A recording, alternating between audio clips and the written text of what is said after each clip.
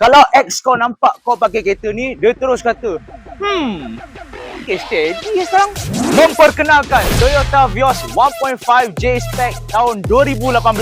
Kereta ini dilengkapi dengan full body kit yang begitu garang, agresif dan sporty. Cukup sesuai untuk anak muda. Enjin 1.5 liter dual VVTi.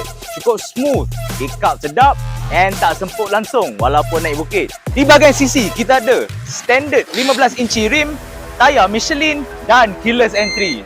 Di bahagian dalam cukup luas dan selesa, didatangkan juga dengan Android player, reverse camera, dashcam, aircon panel, push start button, USB port dan seat fabric hitam depan belakang yang begitu premium.